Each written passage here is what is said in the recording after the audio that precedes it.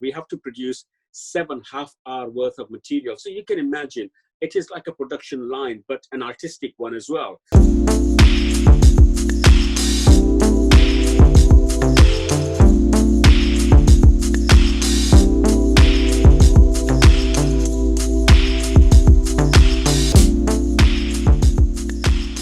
Welcome to another edition of Take 5 with Cohesion Plus. Today we're joined by one of the leading Asian actors of his generation, Mr. Bhasker Patel, who we can see on a regular basis on ITV's Emmerdale, though you might not recognize him with his beard. Warm welcome to Bhasker Patel. How are you, sir? I'm fine, thank you very much. You're right, without the beard, I look completely different, but you're right, yes. I'm fine, thank you.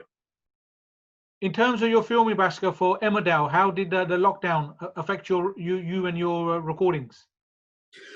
It came as a shock, big shock, because we were going to carry on with due care, but all of a sudden they said we've got to stop everything. So yes, that took me and a lot of my colleagues by surprise. I mean, when it comes to a big soap like Emmerdale, I mean, I can imagine there must be so much production crews, so many actors. Yeah. So it must be quite a big challenge, not only to stop the filming, but also to restart filming as well. Well, no, true. You're so right. We have 4 units working simultaneously. So, for example, prior to me joining, we had 3 units, but now the demand is as such that we were on every night, Monday to Friday, Tuesday 1 hour and Thursday 1 hour. So we have to produce 7.5 hour worth of material. So you can imagine it is like a production line, but an artistic one as well. So yeah, every crew, for example, give you an example, we have 3 cameras because we're on multi-camera in the studio. So 3 cameras, 3 sound guys. So now you can multiply all that. So everyone had to sort of stop. Yeah, so it is a big operation. So we all obviously recognize you from Emmerdale, and I think I'm right in thinking you joined in about 2011, which I think is amazing for to be in a soap for that long, and being beamed into our households 5 times a week. But I think it'd be really useful, and I think really interesting just to know, you are now in Emmerdale, but how did you get involved in the industry? And what was that journey like? Especially as I'm guessing, there weren't many Asian actors from Asian heritage around at the beginning. Not really. I think the people in front of me or prior to me were people like Saeed Jeffrey. He's no longer with us. God bless him. Roshan Seth, Zia Muhyiddin, and other people around me like Renu Setna. All these people were around, but not that many. So to venture into acting, it was like, what are you doing? But there weren't many. A lot of my contemporaries have actually stopped acting because then they diversified and found themselves something else. Because it's a tough job to hack it, and that's why getting Emmerdale, well, it was a godsend because as you just said it, as an Asian actor, there are roles out there, but after a role, after one role, there are about 20, 30, 50 people after that role. So getting this job, I'm very lucky, and I'm really enjoying it. They're very good with our storylines as well. We don't dwell into religion and all that stuff. We are people living in Britain like everyone else, and that's such a breath of fresh air. How did you get started? Do you come from like an acting family, or was it something you was interested in, or something you stumbled into? I stumbled into it. I know I don't come from an acting background family. We are Patels. Patels back home. They were all landowners. They were farmers. Basically, in 1972, I came here at the age of 17. So I stumbled into acting because I think I just wanted it. I grew up on Hindi films, and in schools, I was always interested in acting. But then I never thought coming to Britain, and I came here at the age of 17. I did not speak English because I grew up in a small town. So I didn't go to an English medium school. So that was a big challenge for me as well. And then wanting to go into acting, not knowing anything about classics, which you need to know. So anyone who want to go into acting, you need to have done your literature, English literature. You need to know all your classics. So yeah, it was a tough one because I fell down. I picked myself up, and actually those lessons were good lessons actually. So I made mistakes because nobody's there to guide you, and I think that happened to a lot of my contemporaries. Now you have younger generations. They're British Asians. They know nothing about back home or anything. They are British basically, and there's so much around that they can learn from. Whereas when I started out, there was nothing, and I couldn't ask my dad certain things. So what I did, I learned by watching a lot of plays and watching a lot of films, and I learned that way. There are ways into it. Do you remember your first kind of acting role here in Great Britain? If you remember Pebble Mill, BBC Pebble Mill, it's not there anymore. But they had a slot called Play for Today.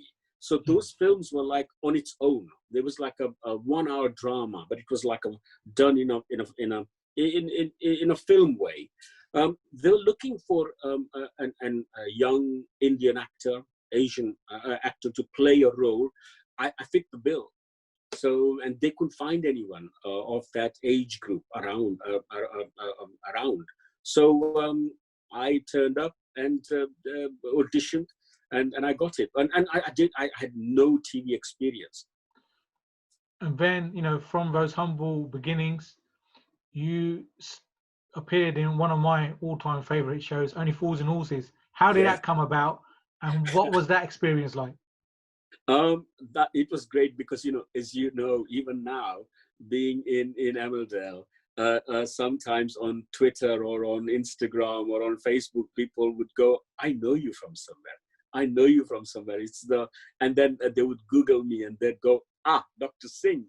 So it's an iconic show, and love to be part of it. And even now, people remember you from that. And also my character was it was a good episode to be in, basically. Again, through auditions. And I got the role, and it was wonderful to work with those people.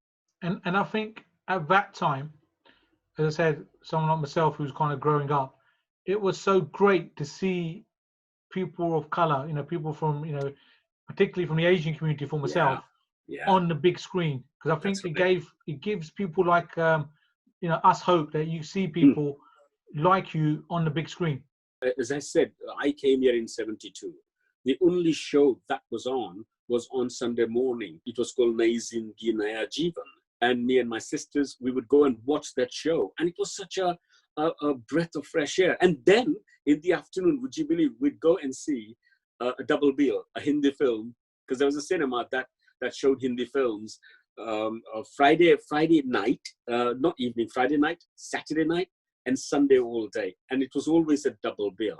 And every time you saw an Asian face, you called everyone. And by the time they came to see the screen, the person's gone, the actor's gone, because those were very, very minor roles, basically. But yeah, it was a breath of fresh air to see an Asian face on TV.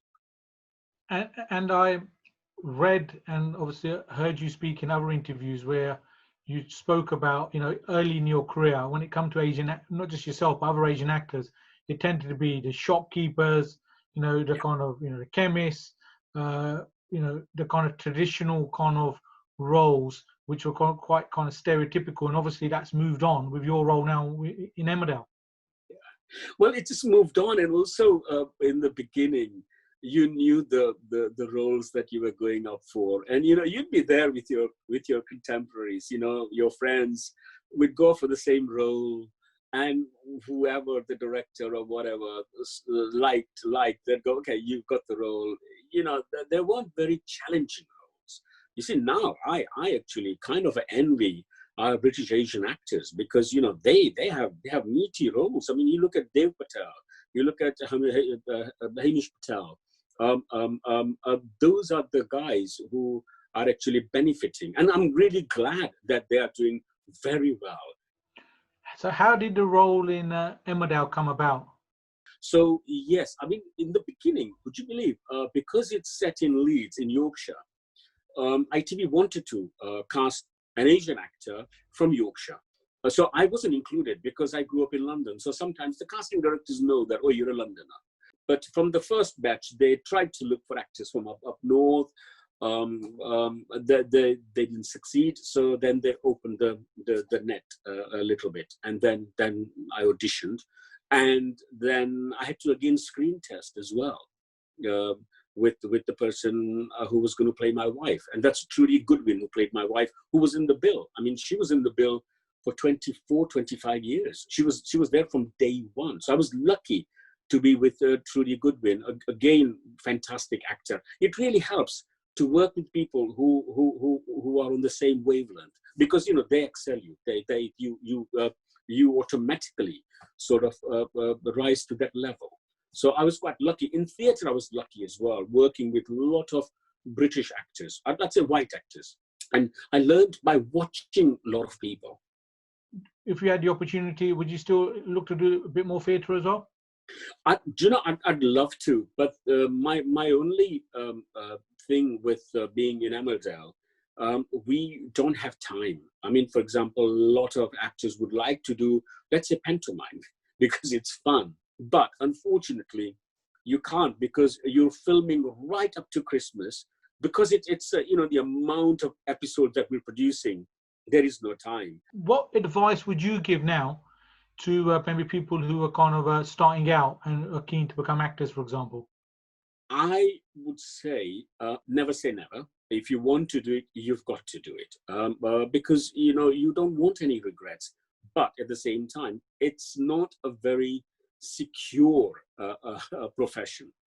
So I would say, if you're studying right now, finish your studies at the same time, carry on with your acting activities. You know, if there's a drama group or someone's doing a short film, just carry on doing those things. But if you're studying something, don't leave that halfway. Finish that.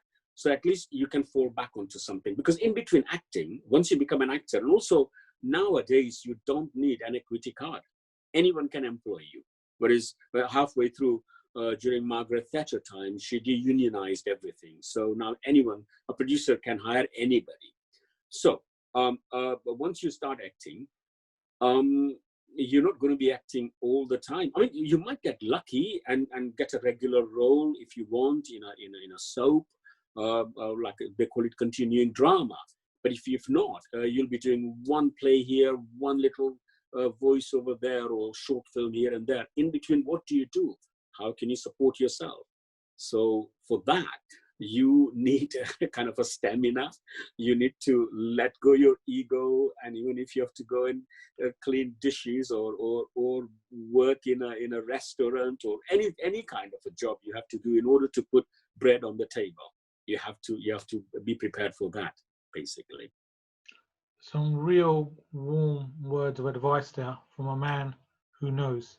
So just before we finish, we normally do a quick fire round, and we'll ask a couple of questions and obviously come up with the first thing that springs to mind. So if I say to you, the bill or Only Fools and Horses? Mr. Singh, Only Fools and Horses. Theatre or TV in terms of work? I would say TV now. Hollywood or Bollywood? Or Hollywood, definitely. And then a question we ask all, I guess, Nando's or pizza? I'd go for Nando's, because pizza, meaning it could be anywhere else, so I'd go for Nando's. Thank you ever so much, Bhasker. You know, it's such an honor to have you on the show. Good luck with Emmerdale and your other future projects. Thank you very much for watching Take 5 with Cohesion Plus.